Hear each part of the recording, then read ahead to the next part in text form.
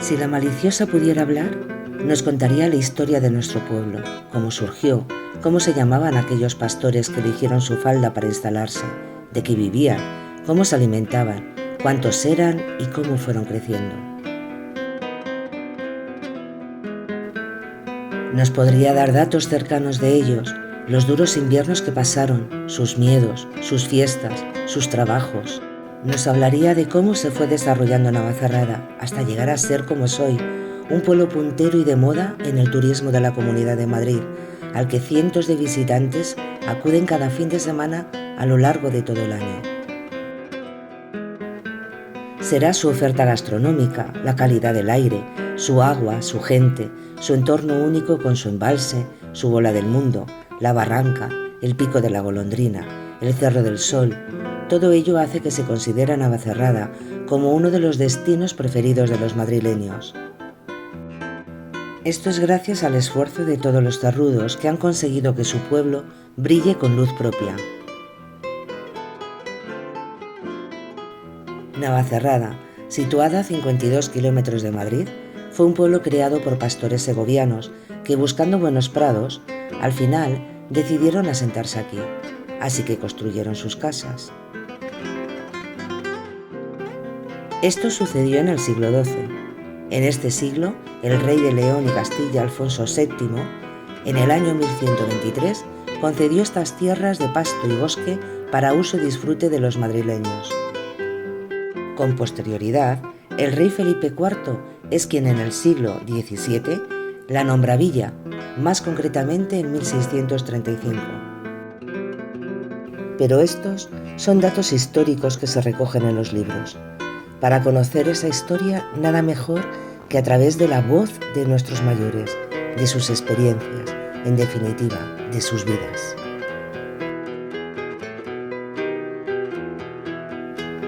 Comencemos a navegar por sus recuerdos para crear la historia de Navacerrada.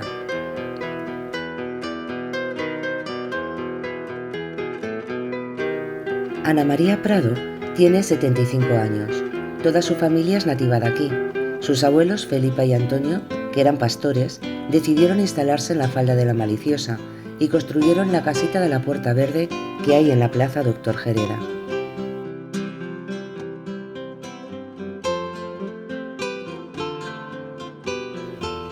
Olivia de la Rubia nació en la posada que había en el centro de Navacerrada hace 73 años. Su padre, albañil, era de aquí y conoció a su madre, que era de Perales de Tajuña, porque vino a servir a casa de unos veraneantes.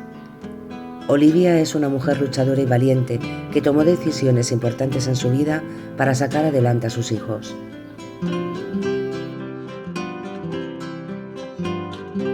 Gerardo González nació aquí en 1944, en la casa donde sus padres eran los guardeses. Trabajó 38 años en el ayuntamiento como conserje, dando pregones, leyendo contadores de luz, copiando actas a pluma. A los pocos días de hacer la entrevista falleció, y esta es una manera de homenajearle.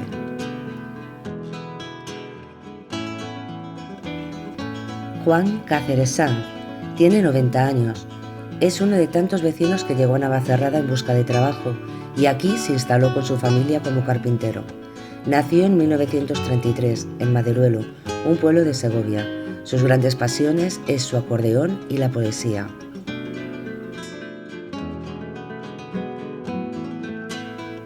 María de los Ángeles Rubio nació en 1931 en Navacerrada. Fue la primera bibliotecaria del pueblo y con sus recuerdos nos ayuda a comprender más los orígenes de este pueblo serrano de Madrid.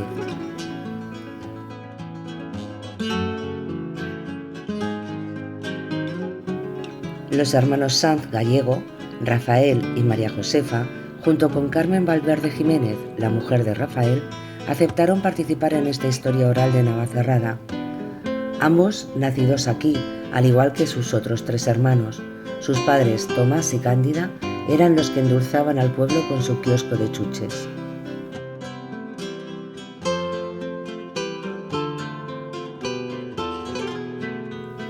Ana Izquierdo Pozuelo, 77 años.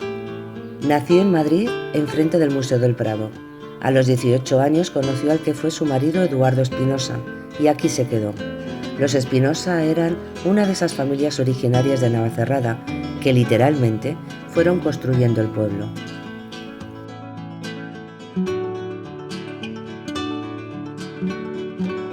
Pero, ¿cómo era Navacerrada? ¿Cuáles eran sus comercios? En lo que coinciden todos los vecinos es en que Navacerrada ha crecido de forma significativa. Lo que al principio era una pequeña aldea se ha convertido en un pueblo con más de 3.200 habitantes censados, cifra que se ve incrementada cuando llega el verano. Navacerrada comenzó siendo 4 casas construidas formando lo que ahora es la Plaza Doctor Gereda, una plaza en donde desde sus orígenes se celebraban las fiestas, los toros y era el lugar de reunión de los vecinos. Poco a poco se fueron construyendo más casas y comercios cubriendo las necesidades del pueblo.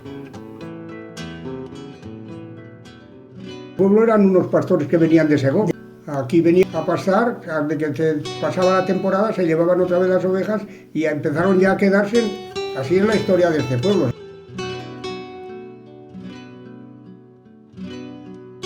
Era campo y casas pues viejas, casitas. En la posada estaba, yo la llegué a ver, la posada y todo el jardín, porque fíjate, aquello era grandísimo, te cuenta que era todo lo de la caja de ahorros, desde el ayuntamiento. Mira, esto hasta era una posada, hasta el final de estas casas nuevas era la posada, preciosa, yo recuerdo esa casa. El corral, que llamaban, antes no era jardín, antes era el corral, llegaba hasta la esquina del ayuntamiento, hasta donde llegan ahora esas casas de ahí. Aquí era todo campo, la falda de la Maliciosa era todo campo. Cada casita tenía su pajar y tenía sus gallinas, tenía su cerdo, tenía un burro y todo eso se paseaba por la plaza. La plaza era el campo de batalla de los animales. Era todo de arcilla, era un pueblo, una aldea. El tema de la comunicación era complicado. No tiene que ver con las facilidades que tenemos hoy en día. Desplazarse a los pueblos colindantes se convertía en un largo paseo. Los caminos eran angostos y de tierra, lo cual dificultaba el trayecto. El cartero de aquellos tiempos recorría kilómetros para entregar las misivas a sus destinatarios. Por supuesto, pensar en ir a Madrid se convertía en casi un imposible. Luego te venía un señor cartero, venía todos los días, andando desde, me parece que era mediano, porque yo me acuerdo que muchas veces venía aquí y que hacía frío tal, hombre, que llovía, yo no sé cómo se vendían, pero anda, desayuno que viene con mucho frío y tal. Catalino era el cartero del pueblo. El cartero venía andando o una pequeña moto y paraba en el ayuntamiento, que siempre había un buzón, y ahí repartía todas sus cartas andando. El pueblo no siempre estuvo adoctrinado. Se comenzó a hacerlo en la década de los 60, coincidiendo con la construcción de la actual Plaza de Toros en 1968. Esta pavimentación posibilitó el servicio de autobús que se instaló en Navacerrada. La plaza se faltó, no se le faltaba aquí nada, pues yo creo que en el año 54.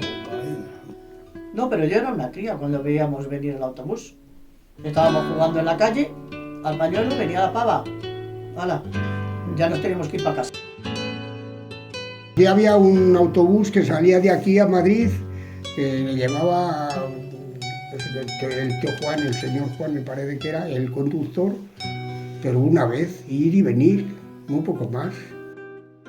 Unas veces al día íbamos a Madrid, quizás uno por la mañana y vuelta por la tarde.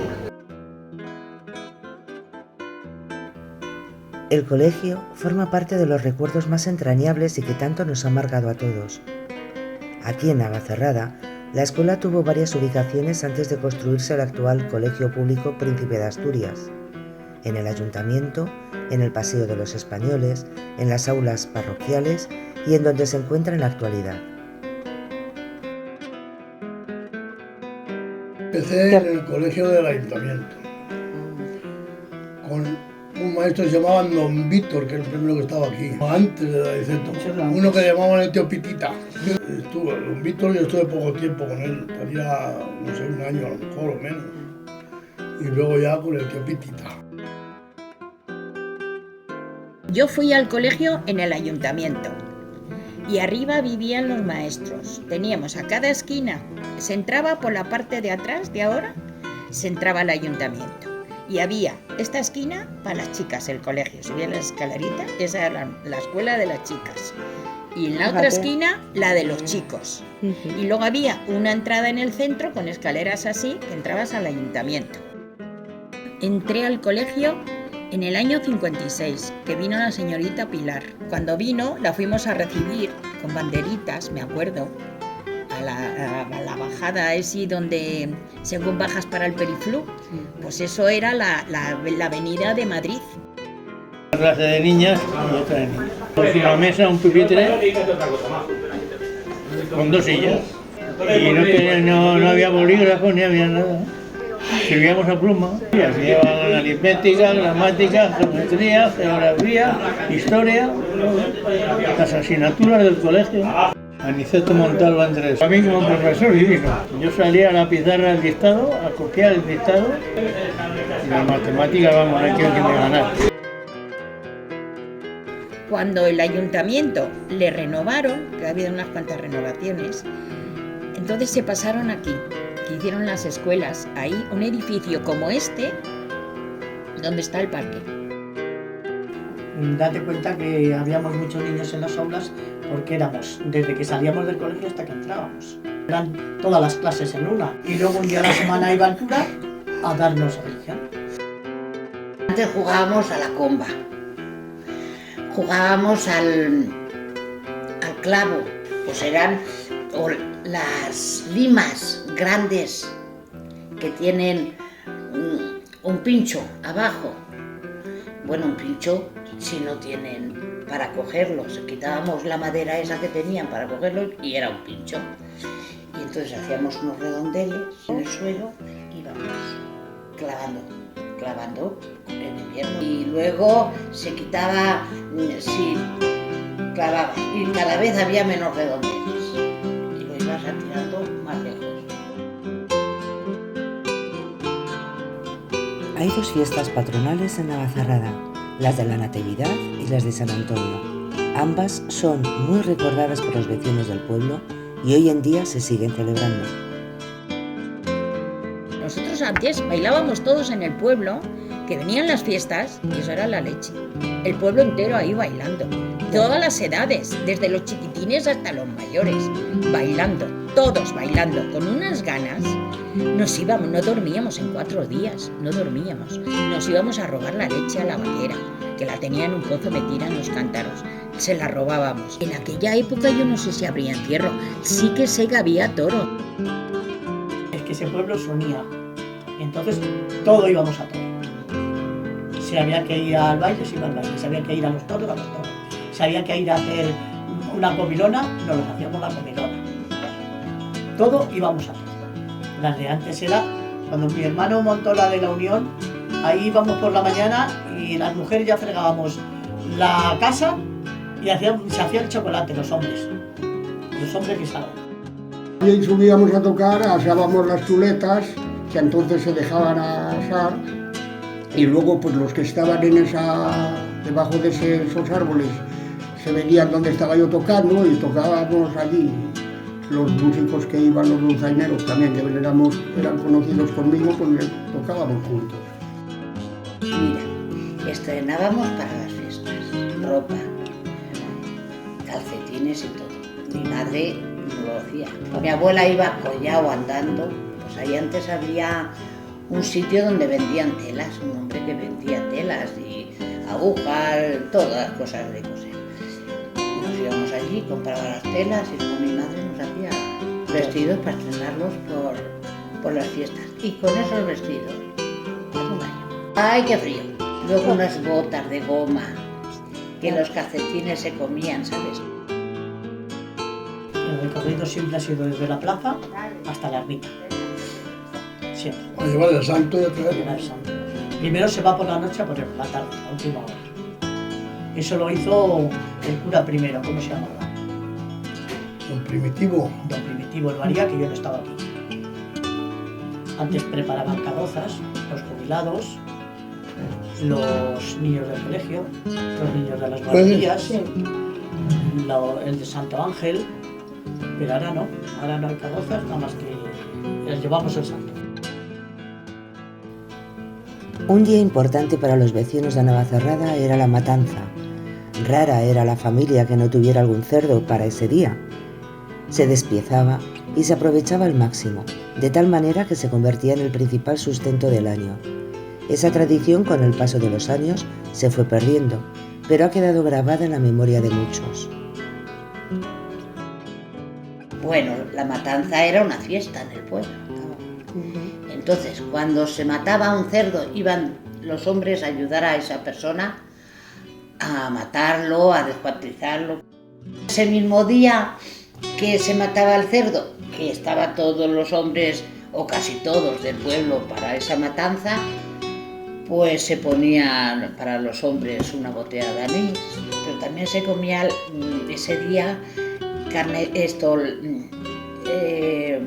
sangre frita. Cuajaba, se cocía con cebolla y se freía.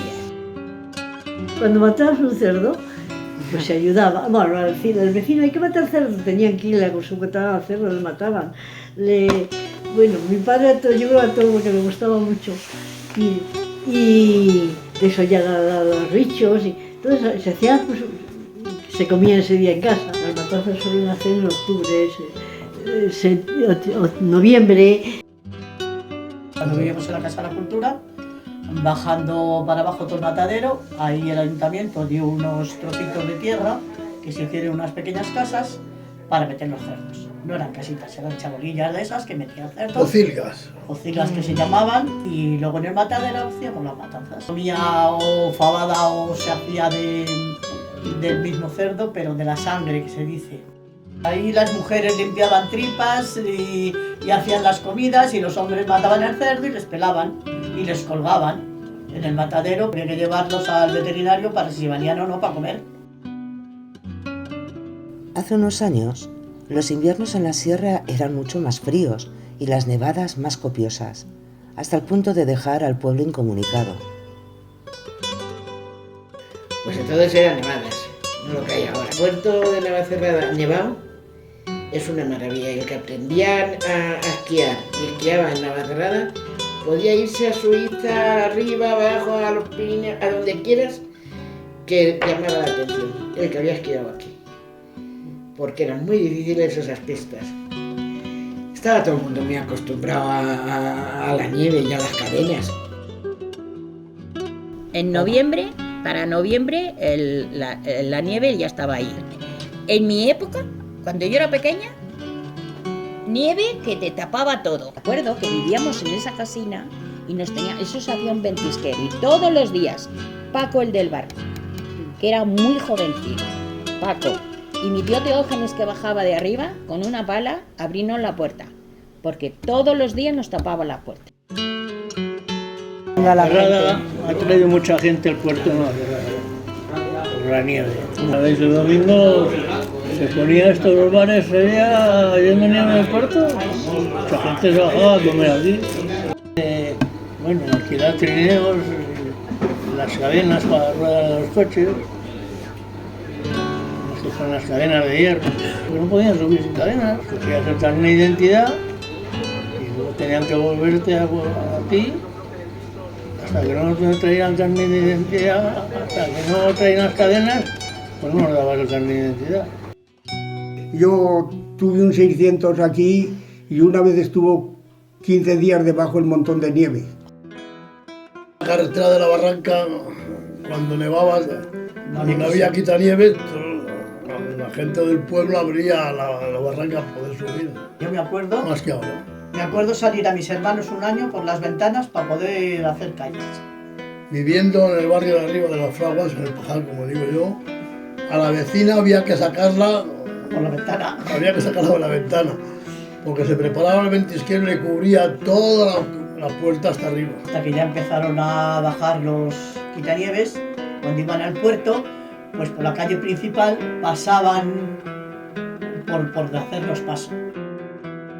Y el 13 de junio, el día de San Antonio, íbamos con el santo a la ermita, con el santo, en procesión a la ermita, y se le dio nevar, y desde ahí, desde donde estaba el Banco Santander, tuvimos que dar la vuelta. Unos abriguines finitos que nos daban un hombre que se llamaba ahí, vivía en Las Alves, un señorito, pero de mucho. Y entonces en los Reyes, pues para el pueblo daba mantas, jerseys, que olían a borra.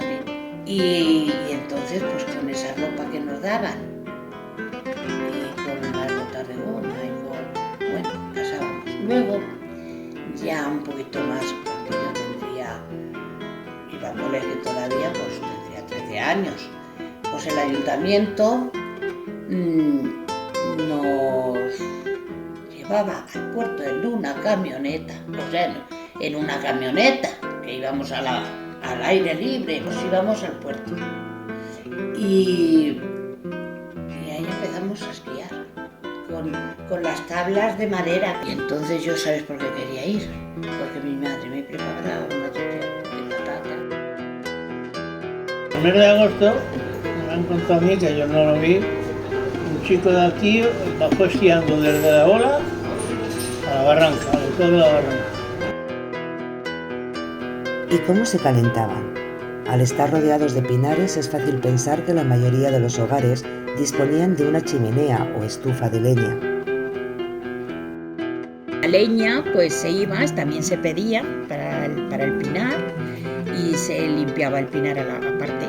No se necesitaba que lo limpiaran, pero ellos se encargaban. Ellos les daban tantos pinos que estaban caídos y se bajaban, se arrastraban, y con carros de bueyes se llevaban a la carpintería. El carpintero te lo cortaba, o algunos se lo cortaban ellos mismos con el hacha. Y luego al sobrao, a cestas, al sobrao, para luego tener leña para todo el tiempo. Y normalmente, pues oye, la gente con leña, que se subía al pinar y se traía leña. Y se amontonaba la leña pues en la calle, en el garaje, donde se podía. Normalmente con chimeneas y estufas de leña. Aquella época que te estoy hablando del brasero, todo el mundo con brasero. Luego llegaron las chimeneas, luego llegaron las calefacciones de carbón, que tenías que estar todo el tiempo ahí atizándolas, y luego ya llegó el carbón, pues ya te dejaba respirar un poco. En mi caso un brasero, y con ese brasero nos calentábamos toda la casa. Nos íbamos a la cama titi, pero entraba ese calor. Nosotros cantamos con leña, Bueno, sí. con serrín. Bueno, teníamos estufas de serrín. Teníamos estufas de serrín y estufas de leña. Y mi madre en el fogón entonces era también de lumbre, que son las placas esas de aluminio. Dentro, en el comedor, que se dice comedor, que nosotros era una habitación, porque a la casa nos la dieron con 3 habitaciones, una cocina y un baño. Entonces no existía más. Entonces una habitación la hicimos de comedor, y ahí mi padre puso una estufa. Bueno, Y calentábamos la casa así. Pero no a base de leña y a base de serrín. dormíamos 4 en una habitación. Yo dormía en la cama que hacían mis padres. La diversión en Navacerrada estaba asegurada gracias al baile, al cine, a los títeres, a los recreativos y por supuesto a la presa del Salto, a la que acudían todos los vecinos en la época estival. Mira, no había entonces piscinas en casi ningún lado. Entonces subíamos al río a bañarnos, y andando, claro, a patita, la presa del río, sí. Y ahí conocí yo a Eduardo, que saltaba desde arriba, y era amigo de... Bueno, o sea, lo conocía a mi tío porque de irse a tomar café a casa Paquito.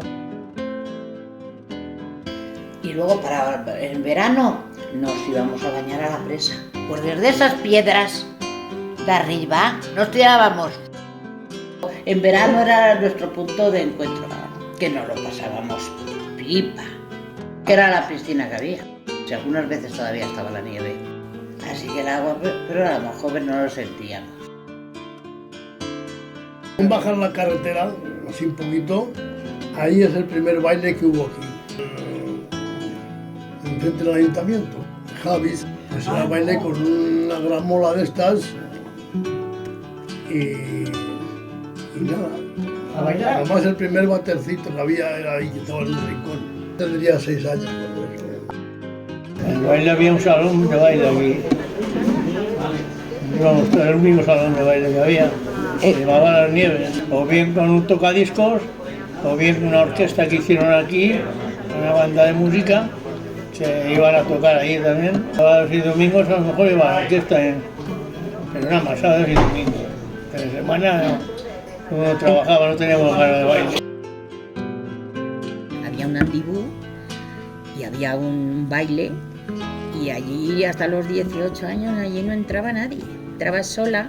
Había madres que iban, se sentaban en los bancos alrededor, pero bueno, se sentaban pues o bien para vigilar a las niñas o bien para estar ellas dándole a la húmeda. Iban las madres y se ponían a sentarse alrededor de las sillas, muchas. Yo no, porque yo iba por libre. Y bueno, pues había baile por la tarde y baile por la noche. Si eras muy joven, pues te dejaban ir al de por la tarde. Fiesta de Matalpino.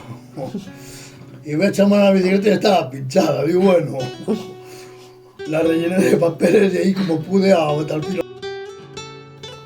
Casi siempre había, o bien cada 15 días o bien cada mes, venían titiriteros y como eso era una plaza muy buena, esa terracita, pues ahí se hacían los títeres, porque le dejaban del bar, claro. Tenía uno que daba cine, el tío Matías. Y los que íbamos a la escuela de adultos, como no fuéramos, no nos dejaban entrar al cine.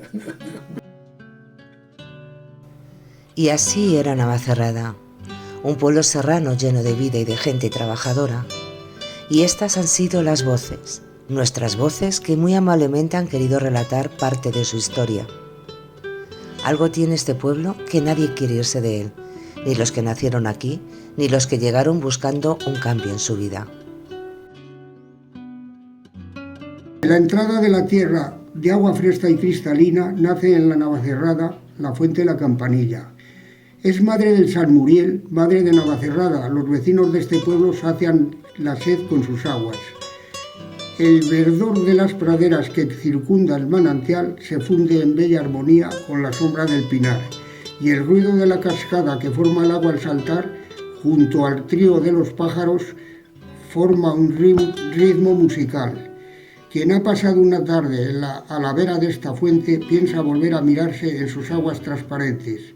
Ese valle, la barranca, con sus pinos y sus jaras, es donde nace esta fuente de tan cristalinas aguas. Pues si buscas otra fuente con agua más cristalina, por la sierra no la encuentras como el de la Campanilla.